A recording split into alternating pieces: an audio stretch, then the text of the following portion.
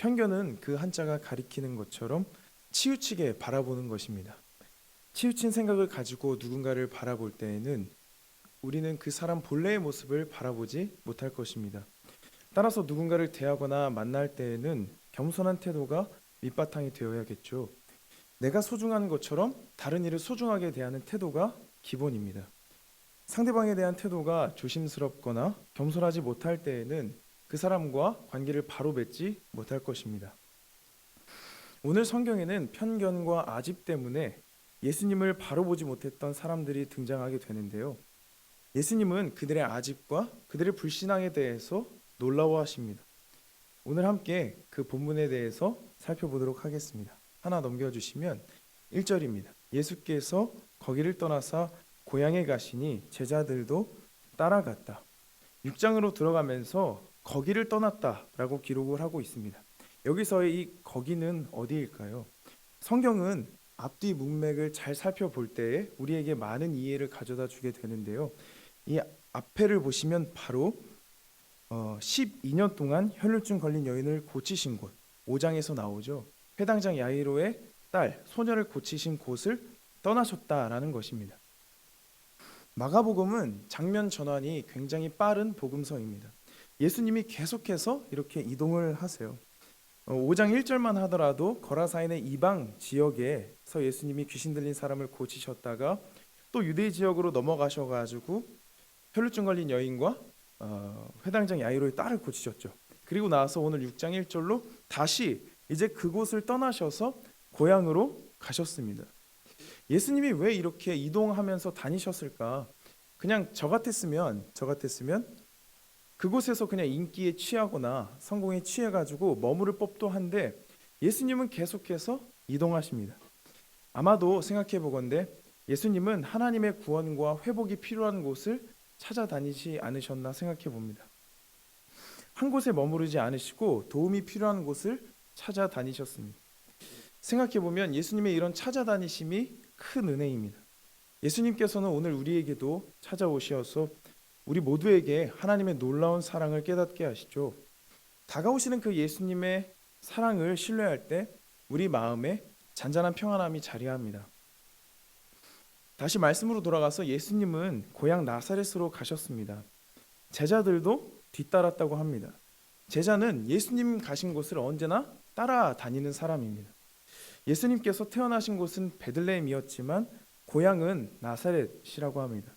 사람들은 예수님을 베들레헴 출신 예수라고 하지 않고 나사렛 예수라고 하면서 예수님의 출신지를 나사렛이라고 못 받고 있는데요. 예수님이 자라는 곳은 나사렛이었기 때문입니다. 하나 넘겨주시면 마가복음 1장에도 예수께서 갈릴리 나사렛으로부터 왔다고 증언하고 있는데요. 그 무렵에 예수께서 갈릴리 나사렛으로부터 오셔서 요단강에서 요한에게 세례를 받으셨다. 또 마태복음 2장 23절에는 나사렛이라는 동네로 가서 살았다. 이리하여 예언자들을 시켜서 말씀하신 바 그는 나사렛 사람이라고 불릴 것이다 하신 말씀이 이루어졌다고 증언합니다. 나사렛에서 예수님이 오랫동안 사셨음을 알 수 있습니다. 하나 더 넘겨주시면 나사렛의 지도를 준비해 보았는데요. 이렇게 동그라미 잘 보이시는지 모르겠지만 큰 이제 길쭉한 동그라미가 갈릴리고 거기서 남서쪽으로 나사렛이 약 20km 떨어진 정도 곳에 있습니다. 딱 보아도 예루살렘은 이제 수도잖아요. 그 수도는 한참 밑에 있고 상대적으로 이 갈릴리 지역은 북쪽에 위치했습니다. 그래서 과거로부터 이 갈릴리 지역, 나사렛 쪽은 이방인들과의 교류가 굉장히 잦았던 동네입니다. 유대인들은 이방인들과 교류가 잦은 사람들을 별로 좋아하지 않았죠. 과거부터 이방 문화가 섞이는 것을 경계했기 때문입니다. 해서 예루살렘을 중심으로 살던 자칭 정통 유대인들은 이 북쪽에 있는 이방인들과 많이 교류했던 사람들을 은근히 무시했습니다. 그 무시한 모습이 요한복음에도 나타나는데요. 넘겨주시면 빌립이 나다나엘을 만나서 말하였다. 모세가 율법책에 기록하였고 또 예언자들이 기록한 그분을 우리가 만났습니다. 그분은 나사렛 출신으로 요셉의 아들 예수입니다. 나다나엘이 그에게 말하였다. 나사렛에서 무슨 선한 것이 나올 수 있겠소? 빌립이 그에게 말하였다. 와서 보시오. 예수님을 만난 뒤에 빌립이 나다나엘을 찾아가서 예수님에 대해서 소개합니다. 율법책에 기록된 그 사람을 우리가 만났다고 이야기하자 나다나엘이 이렇게 대답하는 거죠. 나사렛에서 무슨 선한 것이 나올 수 있겠냐. 성경에는 베들레헴에서 태어나신다고 하였는데 무슨 나사렛이냐는 의미도 있겠고, 또 한 가지는 나사렛이라는 작고 천한 곳에서 무슨 좋은 것이 날 수 있겠냐는 무시 섞인 발언이기도 합니다. 하나 더 넘겨주시면, 그래서 이런 것들로 미루어 보아서 이 나사렛이라는 동네는 당시 사람들에게 그리 환영받지 못하는 곳임을 알 수 있습니다. 약 인구 500명의 작은 도시였고 이방인들과의 교류가 잦아서 많은 사람들에게 무시받던 그 도시가 나사렛이었습니다. 넘겨주시면 이 나사렛 출신 예수님께서 고향으로 들어가셨는데 그날이 안식일이었습니다. 안식일에 유대인들은 회당에 모여서 예배했잖아요. 안식일이 되어서 예수께서 회당에서 가르치기 시작하셨다. 많은 사람이 듣고 놀라서 말하였다. 이 사람이 어디에서 이런 모든 것을 얻었을까? 이 사람에게 있는 지혜는 어떤 것일까? 그가 어떻게 그 손으로 이런 기적들을 일으킬까? 라고 질문합니다. 이전에도 1장에 보면 예수님께서 가버나움으로 가셨을 때에도 회당에서 사람들을 가르치셨고 그곳에서도 사람들은 놀라워했습니다. 오늘 고향에서도 예수님은 회당에 들어가셔서 가르치셨고 사람들은 또한 동일하게 놀랐는데요. 두 본문의 차이점은 장소였습니다. 이전에는 가버나움이었고 이번에는 나사렛이라는 고향이셨죠. 아까도 살펴보았지만 500명밖에 안 되는 작은 도시였기 때문에 서로 다 알고 지냈을 것입니다. 이 사람들은 예수가 누구인지 알고 있는 사람들입니다. 이 나사렛 동네 사람들은 우리가 알고 있는 예수가 어떻게 이런 일을 할 수 있을까 하고 질문하게 되죠. 그런데 예수께 이러한 질문을 묻거나 제자들에게 묻지 않고 본인들이 스스로 답을 내려버리고 마는데요. 넘겨주시면, 이 사람은 마리아의 아들 목수가 아닌가? 그는 야고보와 요셉과 유다와 시몬의 형이 아닌가? 또 그의 너희들은 모두 우리와 같이 여기 살고 있지 않은가? 그러면서 그들은 예수를 달갑지 않게 여겼다. 나사렛 사람들은 그가 누구인지, 그의 가족이 누구고 그의 직업이 무엇인지 다 알고 있습니다. 그는 그저 우리가 알고 지내던 평범한 청년일 뿐이라고 답을 내려버리게 되죠. 그런데 이 3절을 자세히 보게 되면 예수님을 무시하는 그들의 태도가 엿보이는데요. 먼저 요셉의 아들이 아닌 마리아의 아들이라고 예수님을 호칭합니다. 아까 요한복음에서 빌립이 요셉의 아들 예수라고 소개를 하잖아요. 유대인들은 일반적으로 아빠의 족보를 언급하면서 그 사람에 대해서 소개했거든요. 그런데 일부러 마리아의 아들이라고 합니다. 유대 사회에서 어떤 사람을 그의 어머니의 아들로만 언급할 때에는 모욕이었다고 합니다. 해서 마리아의 아들이라 부른 것은 예수에게 모욕을 주기 위한 표현이 아니었나라고 하는 의견도 있습니다. 또한 그의 직업, 목수라는 그의 직업을 굳이 언급하고 있죠. 당시 목수는 그리 대단한 직업은 아닙니다. 그냥 평범한 사람일 뿐이라고, 그런 사람이 뭐 대단하겠냐고 이렇게 말하고 있는 것이죠. 당시 고대에는 어떤 사람의 사회적 배경을 지적함으로써 그 사람을 비판하는 식으로 욕을 했다고 하니까 이 표현도 역시 예수님을 달갑지 않게 여기는 것으로 볼 수 있습니다. 우리가 알고 지냈던 예수라는 청년이 지혜로운 가르침을 베풀고 권능을 보이니까 처음에는 그 모습이 놀라웠지만 그 놀라움은 이내 거북함으로 바뀌게 된 것입니다. 개역개정에는 배척했다고 나오고요. 제가 준비한 오늘 이 세번역 성경에는 달갑지 않게 여겼다고 나오는데, 하나 넘겨주시면 이 단어가 스칸달리조라는 동사입니다. 이 동사가 걸려 넘어지다라는 뜻을 가지고 있는데, 이 동사의 어원인 명사로 스칸달로는 함정, 올가미, 덫이라는 뜻을 가지고 있습니다. 그러니까 예수의 출신, 예수의 형편, 예수의 직업과 같은 외적인 것들의 함정에 빠져서 예수님을 올바로 보지 못했던 것이죠. 그들이 가진 예수에 대한 선입견과 편견은 예수를 향해 다가가지 못하게 하는 덫이자 올감이었습니다. 나와 별반 다를 것 없는 목수 출신의 평범한 예수가 비범한 사람 행세를 하니까 달갑지 않은 것이죠. 이들은 겸손한 태도로 예수를 바라보지 않았습니다. 오만합니다. 우리가 알고 지낸 이 예수가 갑자기 여기저기 다니면서 하나님 나라를 전하고 사람들을 회복시키니까 놀랍기는 한데 아무리 생각해도 이 사람은 우리랑 별반 다를 것이 없다는 거예요. 그래서 이들은 예수를 인정하지 않았습니다. 오히려 꺼려하고 무시합니다.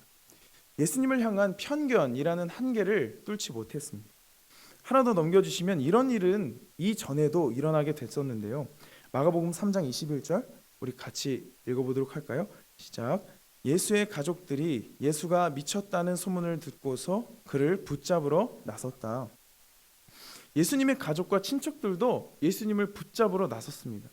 예수님을 미친 것으로 여기고 그를 붙들러 나온 것이죠. 예수님이 뭘 못하게 잡으러 온 거예요. 이 동네 사람들도 예수의 가족과 친척들과 별반 다르지 않았습니다. 예수님의 가르침과 그분의 권능으로 말미암아 처음에는 놀랐지만 그 놀라움이 달갑지 않음으로 바뀌게 되었습니다. 그래서 이 본문을 통해서 우리가 알 수 있는 바 믿음이 생길 때 꼭 필요한 과정 중에 하나가 바로 한계를 뚫고 나아가는 것이라 생각이 듭니다. 믿음은 어떤 방법으로든 주님께 나아가는 과정이 꼭 필요합니다. 예수의 가족들과 친척들에게 그리고 동네 사람들에게 예수에 대한 선입견이라는 한계를 뚫는 일이 필요했습니다. 이 한계를 뚫지 않으면 예수님을 향해 나아갈 수 없었어요. 그런데 이들은 그 한계를 뚫지 못했습니다. 반면에 한계를 뚫는 사람들의 모습이 바로 이전에 나타났는데요. 바로 5장 21절부터 등장한 야이로와 혈루증 걸린 여인입니다. 마가는 의도적으로 계속해서 대조라는 방법을 통해서 예수님 믿는 사람들과 믿지 않는 사람들을 계속해서 비교하고 있는데요. 하나 넘겨주시면 5장에서 야이로는 그의 집에서 사람들이 이렇게 와서 딸이 죽었다는 소식을 알렸지만 두려워하지 말라는 예수님의 말씀을 듣고 예수님을 따라갔고 그로 인해서 그의 딸이 낫는 경험을 하게 됩니다. 또 하나 보여주시면 혈루증 걸린 여인도 12년 동안 고생하였고 여기저기 찾아다니면서 낫고자 애썼지만 더 상황은 악화되었죠. 그러나 부정한 여인 취급을 받았던 이 사람은 포기하지 않고 예수에 대한 소문을 듣고 예수를 만지고자 앞으로 나아갑니다. 이 두 사람들의 모습 모두 자신이 처한 한계 상황을 돌파하고 예수를 향해 나아갔고 그 나아감으로 말미암아 구원을 경험하게 되었습니다. 그런데 오늘 살펴보게 된 것처럼 이 나사렛 사람들은 더 이상 나아가지 않습니다. 오히려 배척하고 달갑지 않게 여깁니다. 예수님을 더 알고자 시도하거나 노력하지 않죠. 그동안 그가 정말 어떤 일을 했는지, 왜 많은 사람이 그를 따르고자 하는지 진지하게 묻지 않고 예수님에 대해 본인들의 답을 정해버리면서 그냥 배척합니다. 예수님을 바라보는 시선과 예수님을 대하는 태도가 이렇게 극명하게 갈리는 것을 볼 수 있습니다. 하나 넘겨주시면 그럼에도 불구하고 이 나사렛에서 예수님을 영접했던 사람들이 등장합니다. 바로 몇몇 병자였는데요. 예수께서는 다만 몇몇 병자에게 손을 얹어서 고쳐주신 것 밖에는 거기서는 아무 기적도 행하실 수 없었다. 이 모습은 2절과도 대조가 되는데요. 넘겨주시면 2절에 많은 사람들은 예수님을 받아들이지 않았지만 5절에 몇몇 이 소수의 병자가 예수님을 받아들였습니다. 2절에 많은 사람들은 목수인 그가 어떻게 그 손으로 이런 기적을 행할 수 있을까 하고 놀라기는 했지만 그 손을 받아들이지는 않았죠. 그러나 이 5절에 소수의 병자들은 그 손을 받아들였고 치유를 경험하게 되었습니다. 하나 더 넘겨주시면 이 마가복음 그래서 5장 21절부터 오늘 본문인 6장 6절까지는 이 손이라는 매개가 계속해서 연결되게 됩니다. 이 손이 예수님의 구원 사역을 나타내는 매개로 등장하게 되는데요. 예수님의 구원 사역을 나타내는 그래서 메타포로 이 손을 마가는 활용한 것 같습니다. 야이로의 딸을 일으키실 때도 그 아이의 손을 잡고 달리다굼 하시면서 일으키시고요. 혈루증을 알아온 여자도 예수님께 손을 대며 낫게 되죠.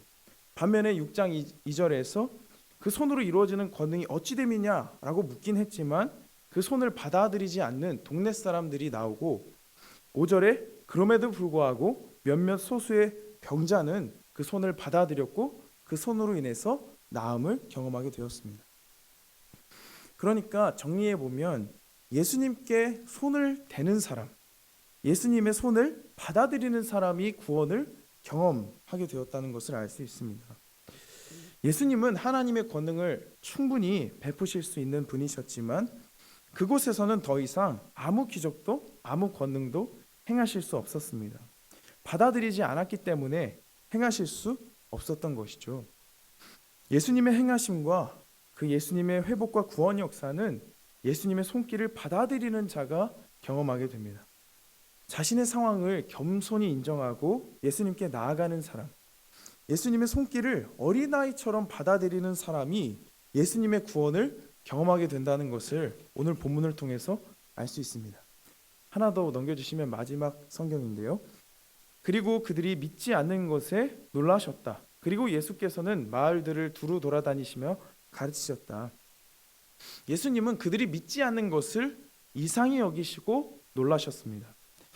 예수님은 하나님의 구원을 이루시는 분으로서 이 땅에 오셔서 이미 다른 사람들에게 놀라운 일을 행하셨습니다.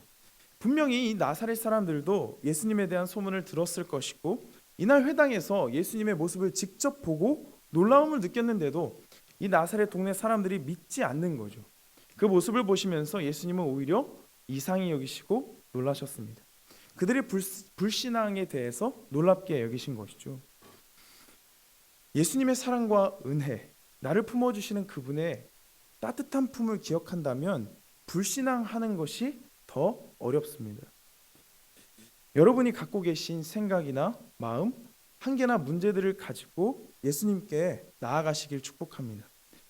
총신대 신약학의 신현욱 교수라는 분이 있는데요. 이 교수님이 이 본문을 보면서 이렇게 정리를 했습니다. 믿음은 기적을 낳지만 기적이 반드시 믿음을 낳지는 않는다. 믿음은 기적을 낳지만 기적이 반드시 믿음을 낳지는 않는다. 예수께서 놀라운 가르침과 권능을 보이시면서 기적을 행하셨지만 나사렛 사람들은 믿지 않았습니다. 이에 반해 예수님에 대한 소문을 듣고 예수님께 나아갔던 믿음의 사람들, 야이로와 혈루증 걸린 여인은 회복과 구원을, 그 기적을 경험하게 되었죠.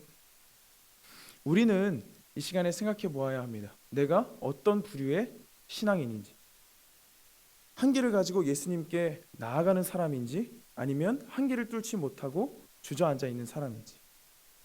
이 본문을 통해서 우리는 믿음이 주님을 향한 걸음임을 알 수 있습니다. 믿음은 주님께 나아가는 것입니다. 내 상황이 어떠하든지 간에 내 상황을 들고 주님께 나아가는 것이 믿음입니다. 생각해보면 주님께로 나아가는 것, 그 자체로 큰 축복입니다. 나아간다는 것은 내가 하나님을 인정하고 있으며 하나님이 내 피난처임을 고백하는 것이기 때문입니다. 따라서 우리가 가진 모든 상황과 한계들은 오히려 예수님을 향해 가야 할 이유입니다.